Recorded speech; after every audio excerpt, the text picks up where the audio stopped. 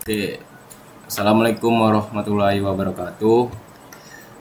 Selamat siang rekan-rekan semua. Jadi di sini saya akan mempresentasikan atau memaparkan terkait tugas dari mata kuliah penyaliran tambang.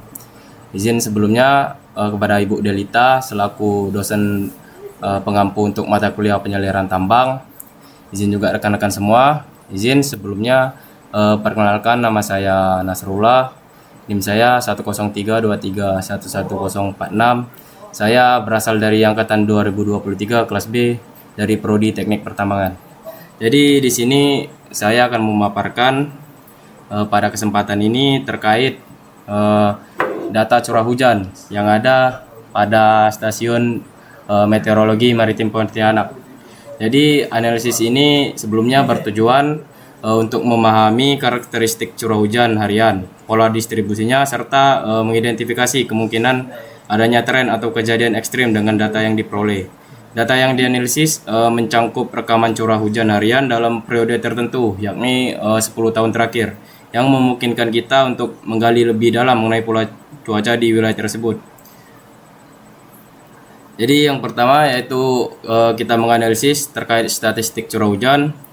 Setelah data dibersihkan, sebelumnya di sini pada data 10 tahun terakhir, tepatnya pada 2010, itu data tahunannya itu terdapat nilai sebesar 8.888 yang kita lihat seperti di data ini.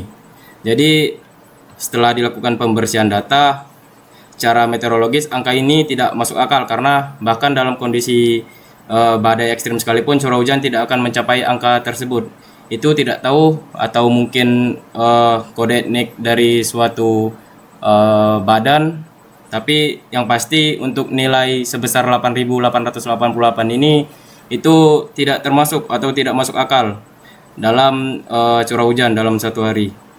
Selain itu, untuk menghindari data yang tidak realistis, batas curah hujan harian 500 mm itu ditetapkan sebagai ambang batas maksimum yang masuk akal. Semua data yang melebihi nilai ini akan dihapus agar tidak memengaruhi analisis statistik yang akan dilakukan.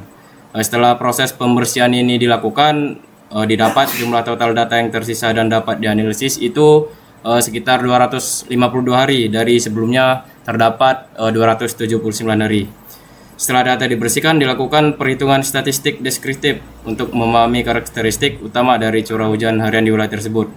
Untuk ringkasan dari statistiknya didapat untuk rata-rata curah hujan per hari dalam data ini sebesar 9,28 mm.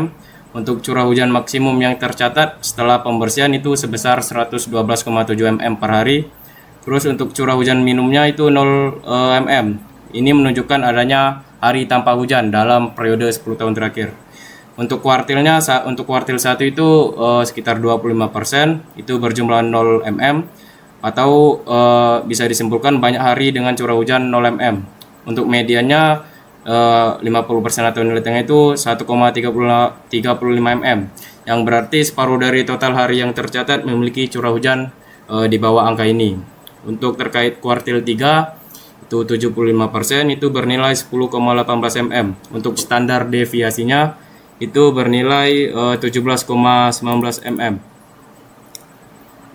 Lalu lanjut, dari hasil ini dapat kita simpulkan bahwa sebagian besar hari dalam data set memiliki curah hujan yang relatif rendah.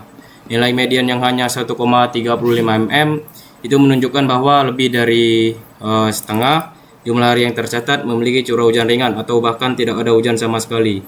Selain itu, nilai kuartil 1 atau mengidentifikasi bahwa dalam setidaknya 25% dari hari yang tercatat tidak terjadi hujan sama sekali. Namun yang kita tahu, kita juga menemukan beberapa hari dengan curah hujan yang tinggi. Hujan harian maksimum yang tercatat setelah pembersihan dilakukan itu sebesar 112,7 mm per hari, yang mengidentifikasikan adanya kejadian hujan deras dalam 10 tahun terakhir. Hal ini dapat berpotensi menimbulkan risiko banjir di daerah tertentu, tepatnya di daerah Pontianak, terutama jika curah hujan tinggi terjadi secara berturut dalam beberapa hari. Terkait distribusi curah hujannya, untuk memahami pola distribusi curah hujan yang lebih jauh, kita melakukan analisis menggunakan histogram. Dari grafik distribusi yang dibuat, kita mendapatkan bahwa data ini memiliki distribusi positif skewed, yang berarti bahwa sebagian besar data berada pada kisaran rendah. Tetapi ada beberapa kejadian hujan ekstrim yang jauh lebih tinggi daripada rata-rata dari perhitungan curah hujan harian. Terus kita lanjut untuk mengidentifikasi outlier dan hujan ekstrimnya. Untuk mengidentifikasi apakah terdapat kejadian hujan ekstrim dalam dataset ini, kita menggunakan metode interquartile range atau IQR, yang berarti metode statistik yang digunakan untuk mendeteksi nilai-nilai yang jauh berbeda dari distribusi utama. Dalam kasus ini kita bisa menggunakan persamaan, yakni batas atas atau kuartil 3 ditambah 1,5 IQR. Itu dihitung sebagai 10,18 ditambah 1,5 dikali 10,18, maka didapat hasil sebesar 25,45 mm. Untuk nilai curah hujan yang lebih dari 25,45 mm per hari ini dapat dianggap sebagai kejadian hujan ekstrim atau outlier pada data 10 tahun terakhir ini. Dari hasil analisis ini kita juga menemukan bahwa sekitar 10% dari total hari memiliki curah hujan lebih dari 25,40 mm.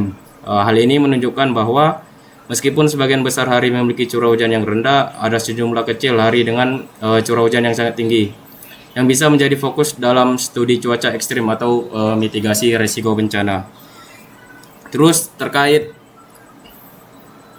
potensi analisis selanjutannya, selain analisis yang telah kita lakukan atau dilakukan oleh suatu badan ini, masih banyak aspek lain yang bisa kita teliti lebih lanjut berdasarkan data yang telah saya paparkan ini.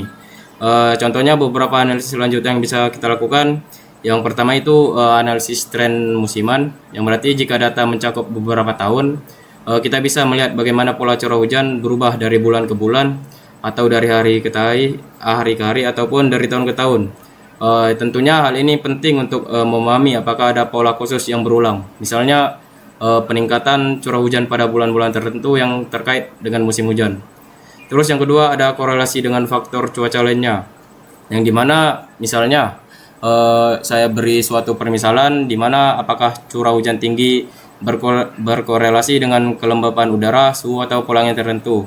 Dengan menggabungkan data ini dengan variabel meteorologi lainnya, kita bisa memahami lebih dalam terkait faktor-faktor yang mempengaruhi curah hujan pada suatu wilayah. Terus yang ketiga itu ada dampak curah hujan terhadap lingkungan, yang dimana jika tersedia data terkait banjir atau erosi tanah, kita bisa melihat apakah ada hubungan antara curah hujan yang tinggi dengan kejadian bencana alam pada suatu wilayah tersebut. Jadi